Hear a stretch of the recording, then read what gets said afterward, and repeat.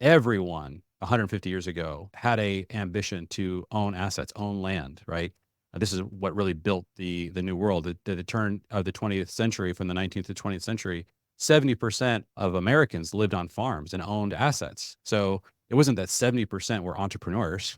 Everyone wanted to own assets because they understood that created all kinds of advantages in that world, right? It allowed you to give something to your descendants. It allowed you to work together as a family. It allowed you to do all the things Chris is describing about being productive. And it also creates this integrated whole in terms of family life.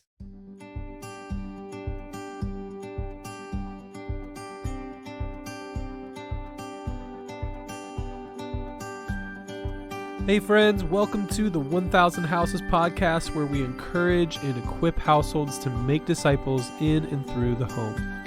Every episode, you'll hear interviews, teachings, and conversations around what it looks like to turn your home into a hub for mission, community, and discipleship. If you'd like to learn more about what entering into a season of coaching might look like for you and your household, visit 1kh.org for more info. Let's jump into today's episode.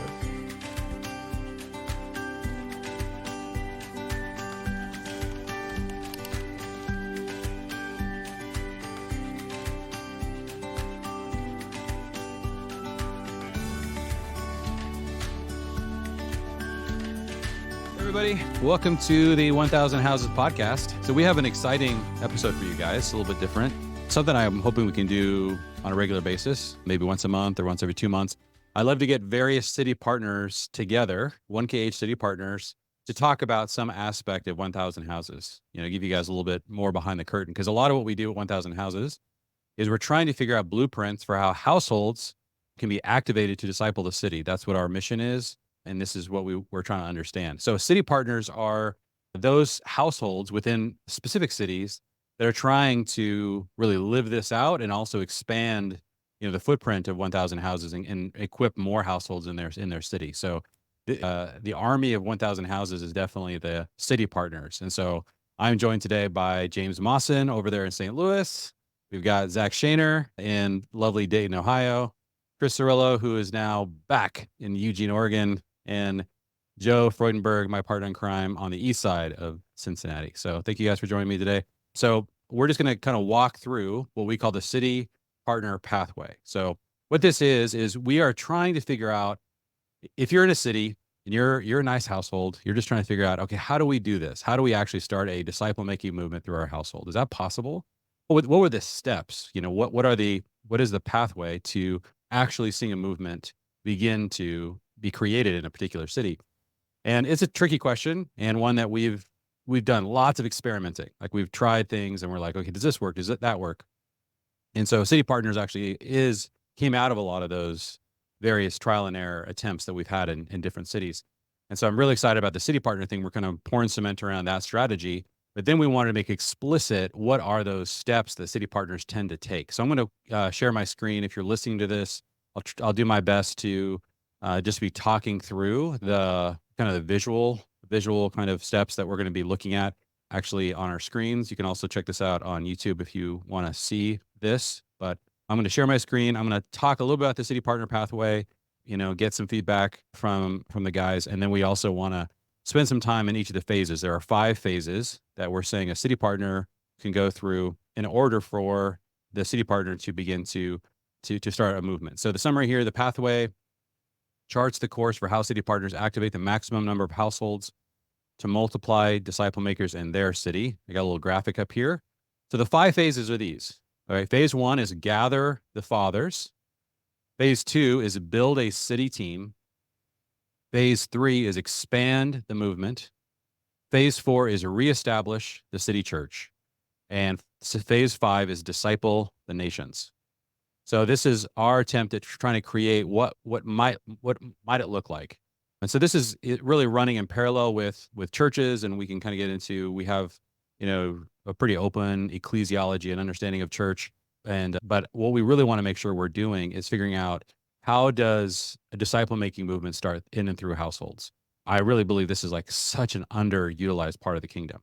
So those are the 5 phases. And then as you go down this document, the 5 phases, they also sort of parallel. I'm obsessed. If anybody knows Genesis 1:28, fruitful, multiply, fill, subdue, and rule, the 5-part household mission given to the church by God when he created the first family in Genesis 1. So each phase is really parallel to each of those 5 elements as well. So gather the fathers is our way of saying this is how you begin to become fruitful in a city. So that's the overall idea of the pathway. And then what we do is for each of the phases, I write a summary. What is the household ministry rhythm during phase 1? So when you're gathering the fathers, what are the things that you're doing there?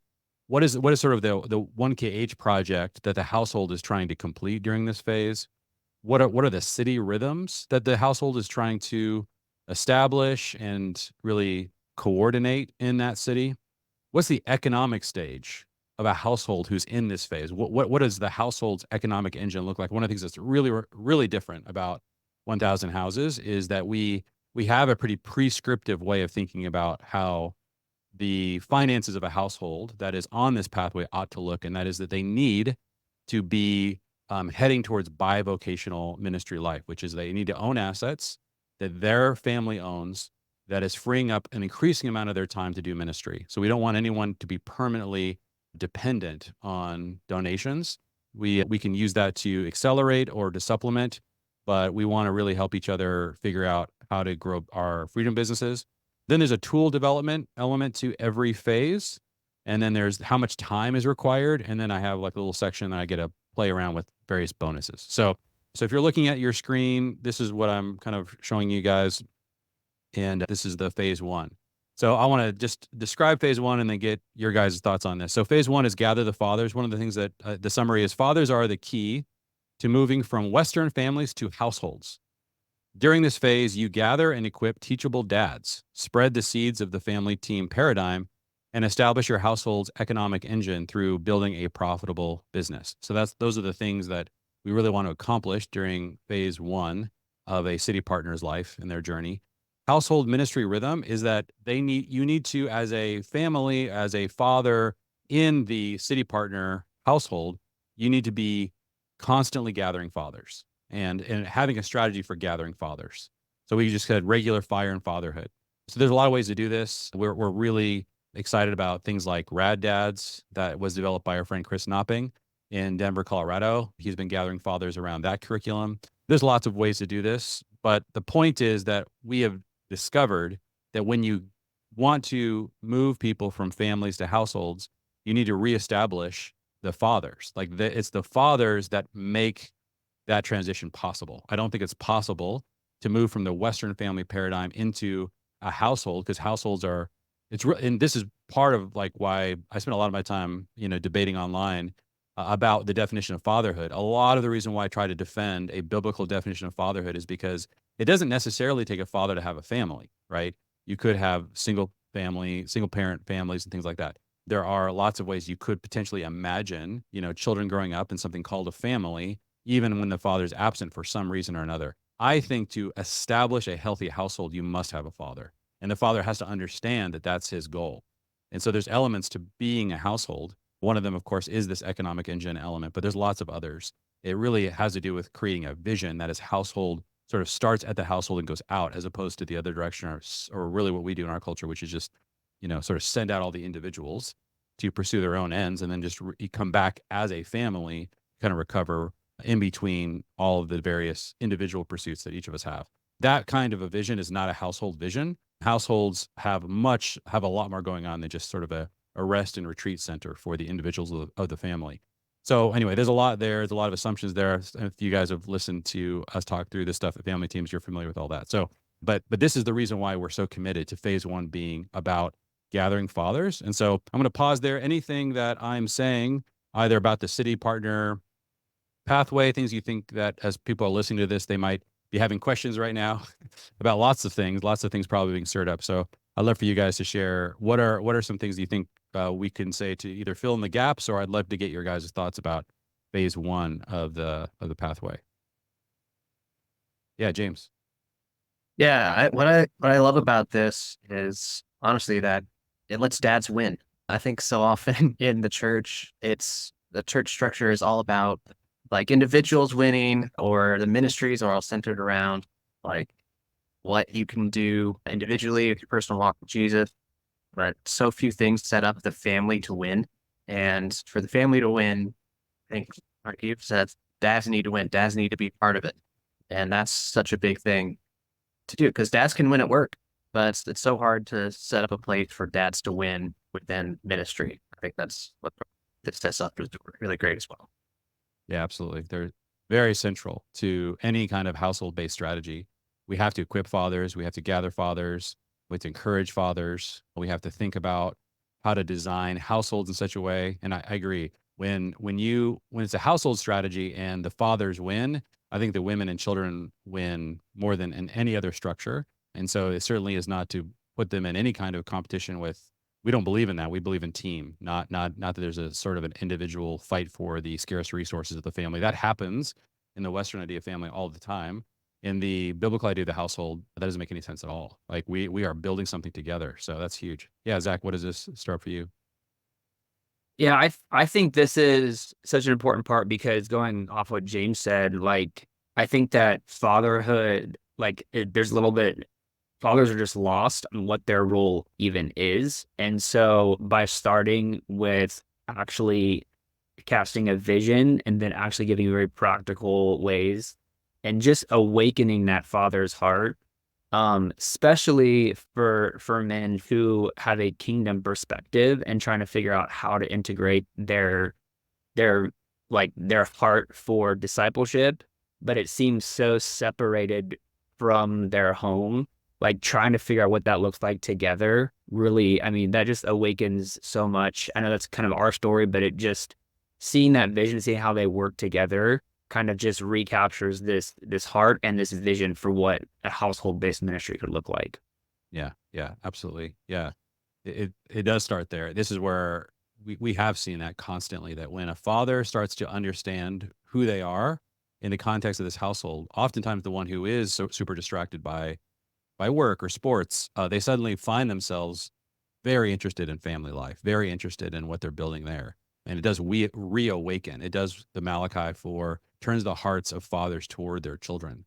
And that's a critical step. And so much of ministry in the 20th century, at least, was really typified by fathers who were getting more captured by sort of disintegrated models of ministry that were outside the house, that really alienated them from the house, that atomized the family into its individual units. And then dad would go off and be a part of this ministry thing that really had almost no connection to his life as a father. And so we were primarily, just like everything in the Industrial Revolution, we were basically taking each individual, putting them as almost like cogs in a larger machine. And you don't want those various cogs to be, to have trailing children with them. You just want them to be, you fit this particular ministry, this role or whatever. And that's all sort of a legacy of what happened, I think, to work in the Industrial Revolution. And for some insane reason, it took over the way we think about church. And we've never recovered from that as a church, in my opinion. So we're still trying to figure out, when a God calls a family to do a ministry in the city, a ministry, it's some expression of ministry, he's calling the entire family into that. And if the father is leading his family, then yeah, there's elements that he's going to be uniquely gifted at, but it's going to be seen as a family ministry, and the house and all of the rhythms of the family are going to, be implicated in some manner by the calling that family has to not. God didn't say to him, be fruitful, multiply, fill, subdue, and rule. He said to them, and that was referring to the entire family. Joe, yeah, what does this start out for you? Yeah, well, I'm just thinking about, if you're someone listening to this, like, what is this city partner business? I think there's a lot of people in the family teams world who have been so captivated by this idea of, being a multi-generational team on mission, and so much so that they want to share this with other people. And that excitement is really what's driving this first phase for, I know a lot of us on this call is like, oh my gosh, this has been so fruitful for us and our own individual ministries as we've tried to do some of the stuff even outside of 1KH. But yeah, I think that this is what we're really excited about is having some tools finally to do that. I just wanted to say for somebody that's listening to this, like, you may be already excited about this for your own family And then I think the next kind of phase beyond that is, how do I share this with other people? And the good news is that, this is all leading to a disciple making movement. So your excitement around family stuff is actually conveniently the first step to helping a disciple making movement take shape. And I think that's really helpful for somebody who hears this idea of, oh my gosh, yeah, I'd love to see 1,000 disciple making households in my city, but that seems like such an enormous task, which it is, by the way. But this really is such a helpful, simple first step, is let's get the dads together. Yeah, absolutely.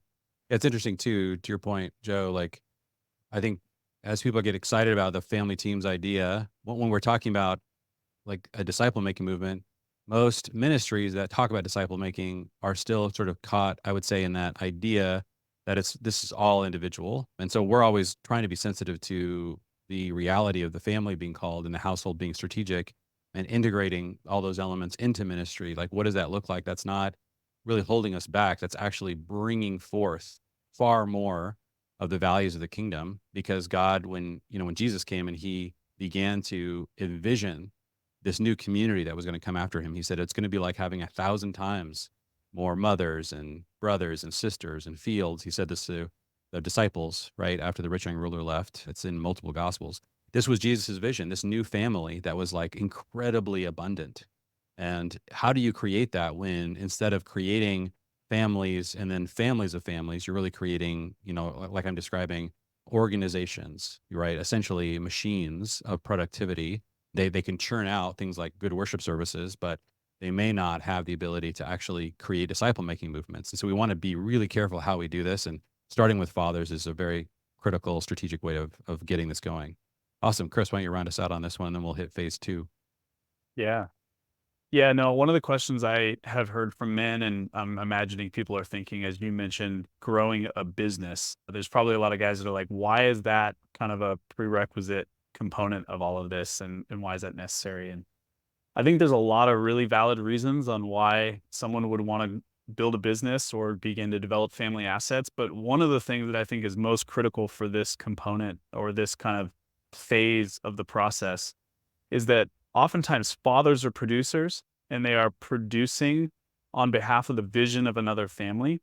And what's happening in this process is it's actually showing your family, and it's establishing the foundational elements that, rather than our family being consumers, we can actually become producers, and we can catch a vision and produce towards an outcome. And I think that's actually not just freeing up time and space and resources to do ministry, but actually the foundation of the ministry changes when you have an understanding of production versus consumption, and the family doing that together. Yes. Yeah. Great point. Yeah. This is one of the very strange distinctives of what we're presenting here. And so it's actually the opposite of what you're going to find in, I would say, most ministries and most churches. If you were to go to most ministries and churches and say, who is your ideal staff member? Is it somebody who's full-time or somebody who's bivocational and part-time? Most ministries, most churches would really say, look, if you're not full-time here, you need not apply. Like that's an essential part of what it means to be on staff. There might be a position for you part-time, but these key positions in the organization, they're really full-time positions. And so we just completely reject and resist that whole idea. And like Chris said, we're coming at this from a completely different perspective. And that is that there's all kinds of reasons why we want all of our fathers and all of our households to be asset builders. And this is not a call to all be entrepreneurs. This is a huge misunderstanding, because we have this idea that we're all somehow, like careerists who are choosing various careers, and entrepreneurship is one of, hundreds of possible career paths. That's not a framing we even recognize as really relevant to this conversation. Everyone 150 years ago had a ambition to own assets, own land, right? This is what really built the new world. The turn of to the 20th century, from the 19th to 20th century, 70% of Americans lived on farms and owned assets. So it wasn't that 70% were entrepreneurs. Everyone wanted to own assets because they understood that created all kinds of advantages in that world, right? It allowed you to give something to your descendants. It allowed you to work together as a family. It allowed you to do all the things Chris is describing about, being productive. And it also creates this integrated whole in terms of family life. And so I just don't, I don't have any interest. And I think another big part of it is it actually disciples men. I think that what, Chris is saying is when you're serving another man's vision and you've made that, I think getting a job temporarily is completely fine. But when it's your long-term strategy for providing for your family, like you're like, I hope 10, 20, 30 years from now, I'm also only making money for my family through an employment situation. That's what I really feel like is strange historically and just oftentimes just unwise. And part of it is your own discipleship as a man. I want to see how you respond to the challenges of actually owning something and trying to steward it. Because if the call is to be fruitful, multiply, fill, subdue, and rule, you need to have access to something that you're doing that through. And you're doing that with your own children. But I think that the primary way that God begins to really disciple a young man is also through his ability to steward and acquire assets. And like I said, that could just be a percentage of your income. It doesn't have to be all your income. You can get some income through employment. I think that's totally legitimate. It's just the long-term trajectory should be asset development. And so I just feel like we have handicapped people. And part of this is that God's a good father. And when he brought the Israelites into the promised land, he gave every single one of them assets. Every one of them, every single family owned land, even all the Levites. Like some people get confused and they think priests and Levites, maybe they were the exception. They were sort of the clergy of the Old Testament. No, read it more carefully. Every single priestly household owned land. Every single Levitical household owned land. The only thing that was different about the Levites and the other 11 tribes were the Levites didn't own an allotment of land that was exclusively theirs in terms of a land mass. They got cities and pasture lands, and that's described in detail in the book of Joshua when Joshua allocated land to the Levites. So anyway, I think we just have a really distorted picture of what normal family life should look like. And we believe that part of that is asset building. So we want to make sure that during this phase, you could be stuck in this phase for many years. And when a father is in this phase, we want to be really careful not to put a lot of pressure on that father to do tons and tons of productive ministry activity before their business gets to a place of more stability. And so we're coaching each other. We're talking about how to do that. And we think we need to be really active in supporting each other in that process. But I would say this is a really different, distinctive. And part of this is, you guys, I just, when you turn it, a lot of the long-term thinking, when you get into your 50s and 60s as a father, and you have to ask your employer for time to spend time with your grandchildren, I just think there's something fundamentally flawed about this idea of fatherhood. No, like that, you shouldn't want that for your future. That doesn't mean you won't necessarily be bearing lots of heavy responsibilities during that period, but they should be under the rule of your household. Like that should be your goal. And I want that to be the goal of the city partners, that they're able to decide in your 50s how much time you're going to spend working with your adult children versus how much time you're going to spend doing ministry, and that's not being basically determined by an HR department somewhere. I just that idea, I find it just really grates on the idea of having a household centric life. But this has cost 1KH immensely in terms of our own ability to sort of scale up quickly, because we can only grow at the speed of the father's maturity and the father's asset building ability. And so we're trying to just track with that. And if that takes many more decades, then we're going to go through a much slower process. We're okay with that. We want to build on a really solid foundation. Yeah, Joe, what are your thoughts? Yeah, I just wanted to call out for as you're getting a vision for, man, how could I start doing this in my city or something? Like what I've been really blessed by is seeing some fathers in our city do this, start to develop their own assets, and then watching. This is kind of how I describe it. You guys can react to this, but like each father is almost launching their own family nonprofit, almost their own family ministry. That's what we're talking about, right? And funding it as well. Yeah. And there's some things that happen that I've just observed. We're starting to get just a little taste of it for our family. But you watch these families, and all of a sudden there's all the vision, all the ministry is being funded by the family. And I think there's something beautiful about that, freeing about that. There's much fewer hoops to jump through to make a vision come to life. If it's your family, it's like, okay, God, you've given us a mission. You've given us a business or these assets to steward, and you've blessed them. And now we're ready to deploy them. And we're ready to bless our city and maybe our part of our city in a very specific way that we don't have to check with anybody except for you, God. You've downloaded the mission. And I just wanted to echo what was said earlier about what happens if you start down this path of trying to grow a business or trying to clumsily start, attaining these assets. It's like what it does to you as a man is we're talking about being fruitful here. Yes. All of a sudden, the guys' nights around the fire, you are a much stronger man because you have pushed that you've asked for the weight, and Jesus is carrying that with you, but you've asked for it, and now all of a sudden what you say around that fire isn't just facilitating some surface level questions. You're now all of a sudden you've got some real strength behind your ministry in this first phase when you gather the fathers, which is pretty exciting and bears this fruit that we're after. We could do a whole episode on this first phase. That's great. I know, and we probably will. We'll go slower, but a big part of what this is, what I really want to do in this episode as we keep moving through the phases. I want to spend a little bit more time on phase one because it's where everybody starts and everybody gets stuck for years, and it's reasonable, and that's where we're, a lot of us are at. Some of us are getting into phase 2 or 3, but I want you guys to start to see the future, like what could happen if we go down this line. So we're going to pull up and look at phase 2 here. So phase 2 is build a city team, and this kind of gets into the multiply. So the summary here is it's time to launch a citywide multiplying movement of disciple making. So we got the foundational phase. We've gathered fathers. We've kind of created our economic engine. We're really starting to free up our time. Phase 1, we're only expecting about 5 hours maximum per week for anybody who's a city partner.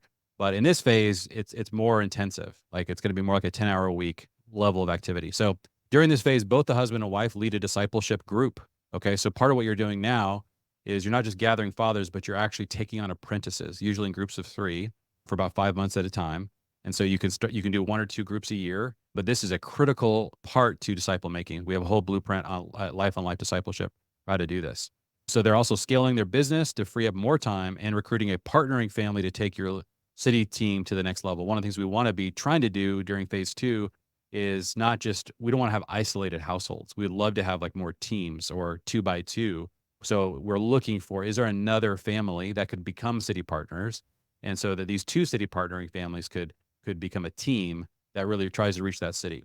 So what's the household ministry rhythms? It's these discipleship groups. Both the husband and wife are leading disciple making groups.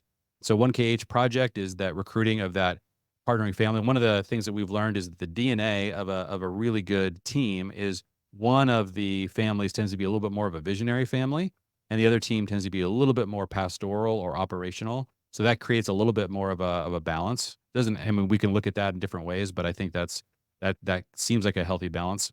The city rhythm is we want to start doing more like host 1KH specific events like worship nights, vision nights. So during the first phase, we talked about having sort of family teams events. We do this thing called housecraft. So phase 1, you're working a little bit more on just creating familiarity around this movement from family to household, right? From individuals to a team. But phase 2, we want to start talking about, okay, what are some of the things that we can be really setting the vision for? And we do that through worship nights and vision nights. So working on those here in Cincinnati, we actually got a worship night for 1KH coming up in Cincinnati this Sunday night. So excited about that.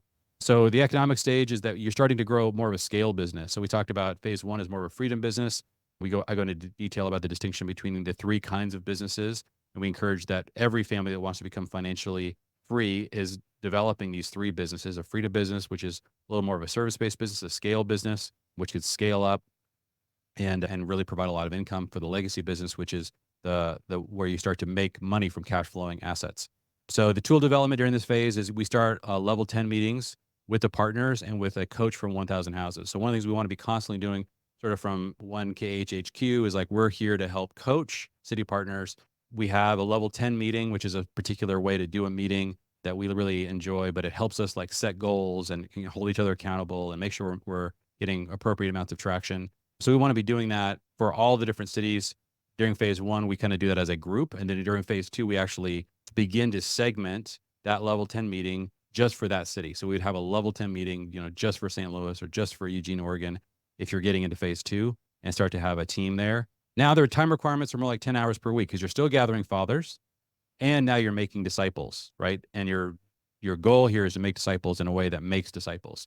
And so the ministry time requirement is going to be a little higher in this phase. One of the bonuses I put on here is to start to map out churches and ministries that where you could start to go into a church for, let's say, 3 to 6 months and really begin to partner with them on creating disciple making movements, or other parachurch ministries. We can do that as well. So this is what life could look like during phase 2. So yeah, I'd love to get into your guys' thoughts. What do you guys think about phase 2? Any elements there that are really standing out to you guys?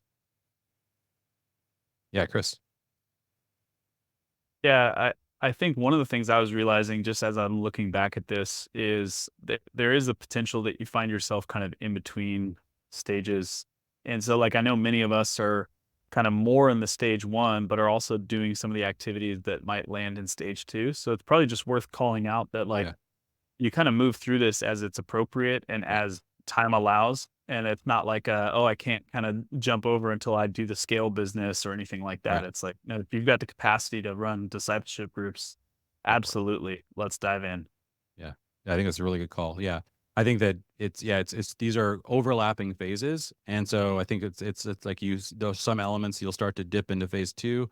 We don't have some like huge transition where there's no overlap. So I think that's a really good way to describe it.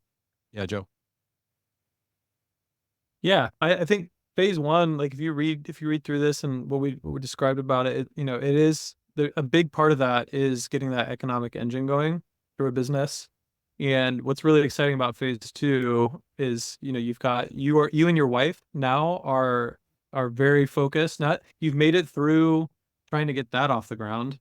And now it's like, yes, now we get to do the thing that maybe we were excited about the most. Maybe we were less excited about starting a business, but we understand that was like such a important foundation for what we're doing. So I love seeing this transition happen, especially that we're calling out that husbands and wives are both taking on a disciple making group together, separately most likely, but they're in it together from a ministry perspective.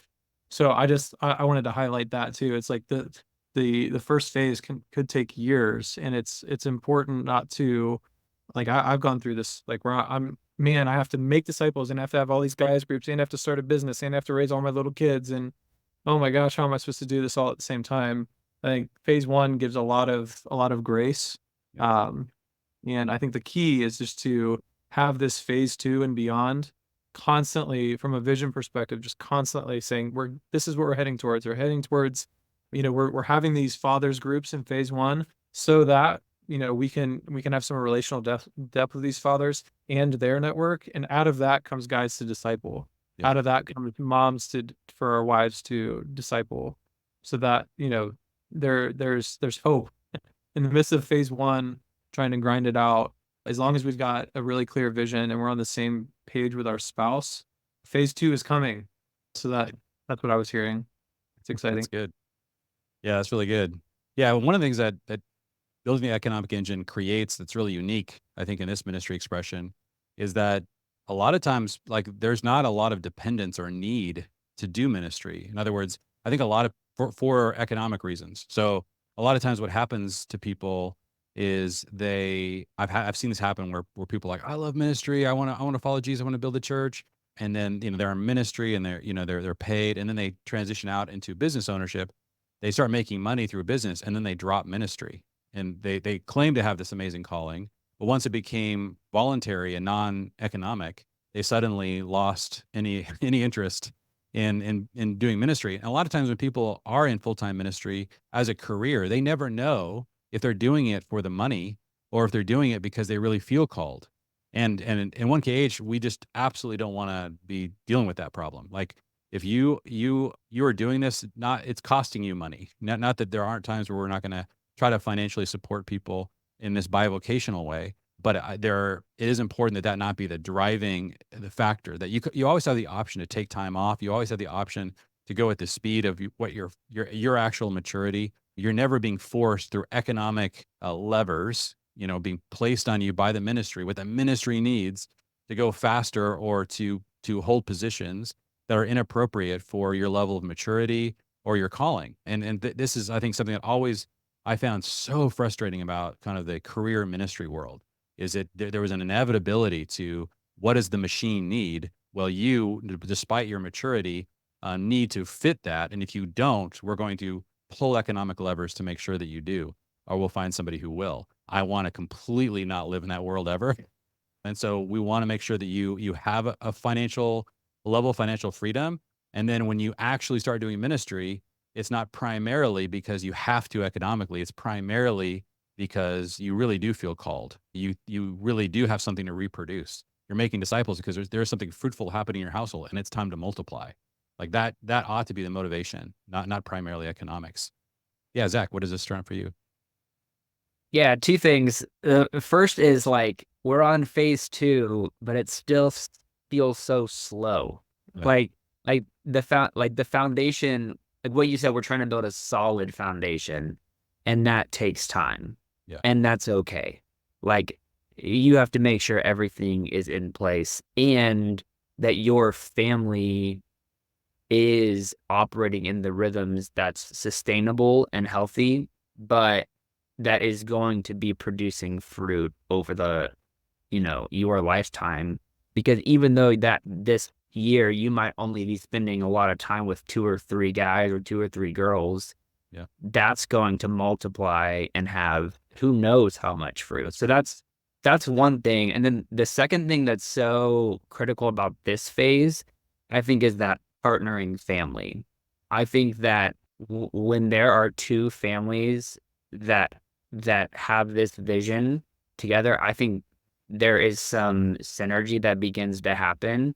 And I think we've seen that in a couple of other cities, and some cities we're still praying for those partnering families. And I think that's just such a critical piece to this, but that it's okay that it's happening in the Lord's time. Yeah. So that's I think would be a highlight for me in this phase. Yes, I agree. I love both those points. The slowness that you have to kind of get okay with. I mean, this, what people look at, it's really important to understand that in the West, when you walk into a church building, you see 500 people in seats. You're like, there's something really important happening here. And then when you like walk into somebody's living room and you see 3 men, hanging out with a spiritual father, you're like, something really small is happening here. Like we have this is the way we think in our culture. We just love anything that's bigger. If it's thousands of people, then it's super important. And yeah, one of the things that we're really working on Life is to put the seed in the fruit, because if we can multiply to the 4th, the 5th, the 6th generation, you are impacting hundreds or thousands of people, but it's happening through disciple making. So this is the way Jesus liked to multiply. And it also, similar to what I said about sort of the economic incentive being really, really small in our model, also the fame incentive, honestly, is really, really small, because there isn't some giant platform that all of us are trying to shoot for in order to either like be fruitful or in some cases maybe secretly stroke our ego in some way. Like it's really important that we spend most of our time in ministry in obscurity, the way Jesus did, and just believing that the slow and the multiplication, just like when you're parenting your children and you see your grandchildren, your great grandchildren, as you look at them, as you're parenting them, you have a vision for that. And that's what's providing a lot of your excitement. I want to be famous to my descendants. That's what Abraham was promised. That's a very different trajectory than saying, I want to find a platform that I can get in front of that is as large as possible right now. And so if that's sort of in you anywhere, then our whole model is going to feel really dissonant, because there's not a lot of that happening even by phase 2, which you could be easily 7-8 years into your city partnership and still like, is this really what it is? I'm just here. Like yes, this is what we do. This is how disciple making movements start. Don't despise the days of small beginnings. James, yeah, I'll let you round this out, and then I'll introduce the last 3 phases. Yeah, and I've kind of going off of what you and Zach were just saying. I just love how the discipleship just really started here in phase 1. You kind of build up your own family and start bringing some other families around you who might be going along with you. But now start launching out from discipleship here, I think is really important. And I think another important thing that I kind of realized this morning as my wife and I were talking about, like her process of getting ready to start a discipleship group, is my default for what discipleship is theological training. What I think the model is pretty different about the model that one page is bringing up. The discipleship is life training. Like discipleship isn't just about like you know all the systematic theology bits from all the different systematic theology books, but Right. like your discipleship needs to be about what are you doing when you wake up in the morning? What are you doing when you go to bed? What are you doing with your kids to help them grow? What are you doing after we're done meeting for these 6-month period? You started doing another one. And I think that's Yes. something that's, again, really can be fruitful and not sterile. Which I know is another word that you've used a lot for how other discipleship models can work. And like we have generational problems that the church is trying to address, and you need to have a generationally minded solution. Which making disciples that make disciples is really big about. 100%. Yeah.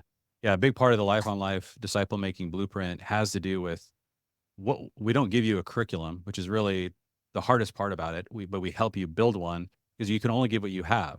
And to James's point, if you're a theologian, there's going to be a lot of theology in your disciple making, but most of us aren't theologians. Most of us have really learned through our own lives, our own testimonies. And so we want to activate all of those lessons, right? That are a part of your past, a part of your testimony, a part of what the Holy Spirit has taught you. And you give people what you have, not what you don't have. And so we want to make sure that that is how discipleship is happening. All right. I'm going to go over these last 3 phases. And what I'm going to do here is just kind of, I want you guys to just use your imagination, as we look at these last 3 phases. So phase 1, you're imagining this family who is gathering fathers around fires, really talking about the importance of fatherhood, maybe using rad dads to train fathers, how to think about how to get, restore biblical fatherhood. And they're seeing more fathers start to take on this idea of really becoming a patriarch of a multi-generational family line. We're using things like housecraft to equip the couple and really build into both the husband and the wife in this process.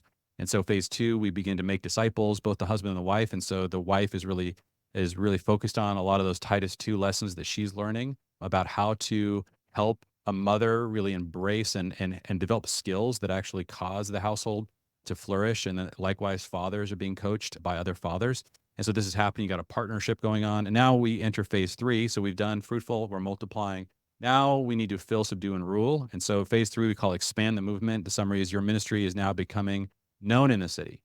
During this phase, you are hosting monthly citywide events, seeing discipleship reach to the 3rd or 4th generation, raising funds to free up your time and get the administrative help you need for sustainability. So there's enough activity at this point where it is important to have, some part-time help in your ministry. There's various ways we can fulfill that need, but we definitely are going to need some help on that front as well. So the household ministry rhythm, start a regular worship gathering, guys and gals night. So part of what you want to be doing at this phase is you're going to have so many spiritual children, grandchildren, and great-grandchildren. Again, in this phase, you start to see the 3rd and even the 4th generation of your discipleship efforts. Part of what we want to equip you to do is how do you gather the children? So you're going to take some of the rhythms that hopefully you're learning, spiritual rhythms in your home, you're doing with your own children. You begin to enfold your spiritual children and grandchildren into those rhythms. We talk about how to do that. It's often just one night a week, but something that does that you can pair that with your attendance at a particular worship service or church, or you can actually launch a house church. Those are both options at this phase. 1KH project is recruiting the admin help. The city rhythm is carefully track the generations of your discipleship movement and celebrate its expansion. We're going to do this for the first time this year. At the end of the year, we want to have an annual banquet where we actually map out what's happening with discipleship in our city, because it is so small and it seems so it's so ineffective in comparison to large, ministries where they're constantly gathering hundreds or thousands of people. We need to actually just once a year see the map and see, no, this is really working. Or if it's not, let's say we're discovering that our discipleship is not getting past the 2nd or 3rd generation, we need to find that out. So we're going to be tracking that as city partners, but we also want to celebrate what's working at an annual event. And then the economic stage is we want to make sure that our legacy businesses are healthy and growing. Some of the tools that we really like to use during this phase is Storyform Life.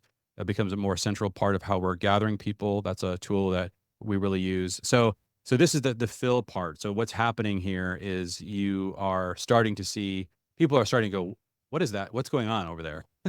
It's just starting to penetrate into so many different parts of the city that people around the city are going to start taking notice that something is changing. And what they're really experiencing is an underground disciple-making movement that's beginning to become large enough to be recognized or noticed. And so that requires a certain amount of stewardship. So you're starting to talk to other, ministry leaders around the city. Okay, that's phase 3. Phase 4. So we fill. So we're filling. That's what we're describing that starting to happen, right? As people are starting to live. Now there's subdue, right? This is the 4th phase. A citywide transformation has begun, right? So this disciple making movement now is really taking off. You're starting to see a city change.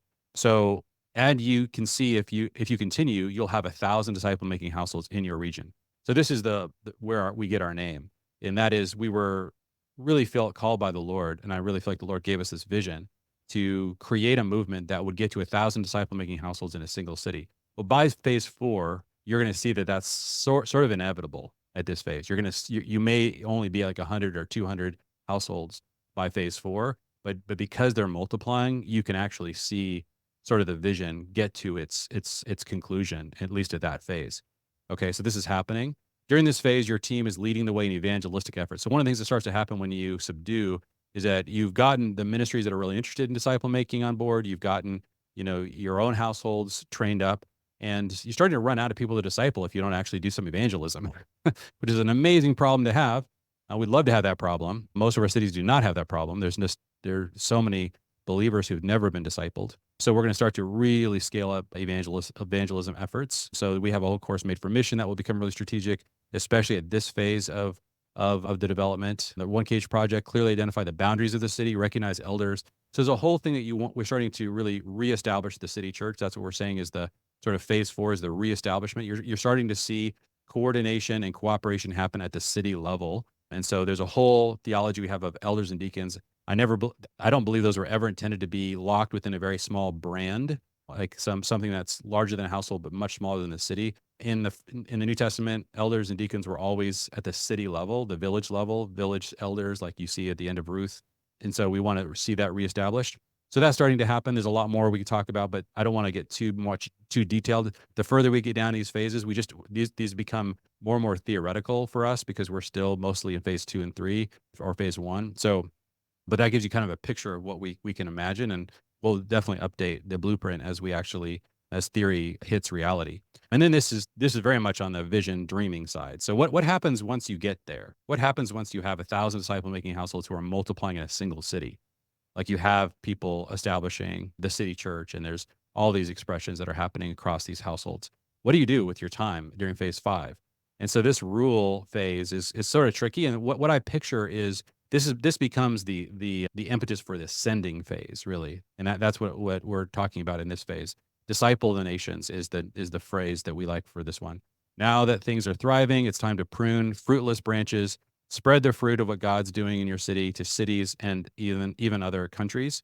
So you want to start adopting foreign countries, like households start to like see strategic areas of the world they feel called to address. Now they've got the funding, they've got the disciple makers, they've got the households, they've got children who are becoming adults. There's so many resources that you could sort of point at any direction. So you want to ask, where's the Holy Spirit moving in the world?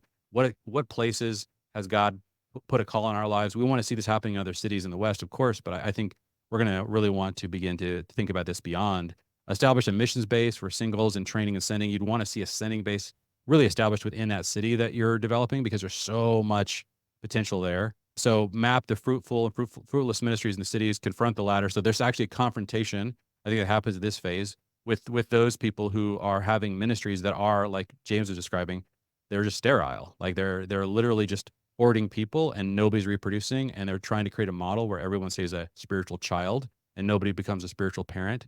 These are very problematic ministries. And so we need to, first of all, just try to help them and equip them and love them. But sometimes people are saying, no, we actually like it that way. And they're really being disobedient to the call of Jesus. They're telling Jesus, like, the Great Commission is not for us. And we want to be careful that in our cities, we're like, hey, that's not okay. Like, we're here to obey Jesus. If you got the name of Jesus on the door, then you need to be obeying his commands. And it was really clear what he commanded in this area.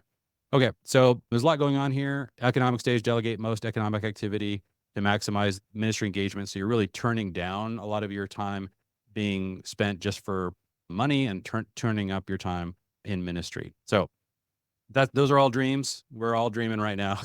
These last couple of phases are like, yeah, I hope this happens. So, but I just want you guys to have a picture in your minds and in your hearts about this. There's a big version 1.0 over this document, which means we plan to have lots of new versions as we learn. more and more. And so please, everything you've heard today, it's especially as you get further and further down the document, is more and more experimental and theoretical.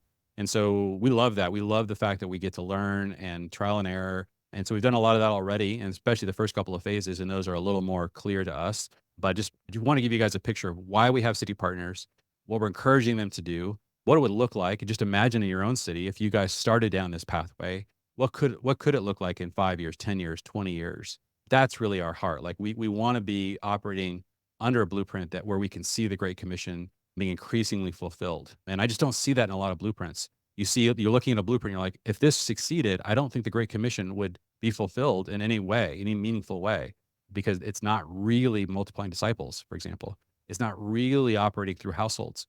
These seem to be basic violations of the design of what we're given. And so we want to make sure that we're operating on a blueprint that does that. So we're out of time now, so I'll let you guys go. Thank you guys so much for giving time to listen to this. And thank you guys, James and Zach and Chris and Joe, for joining me today.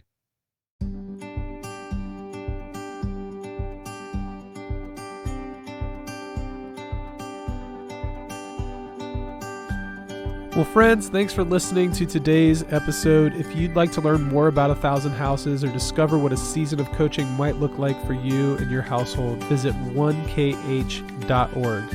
We'll see you for the next episode.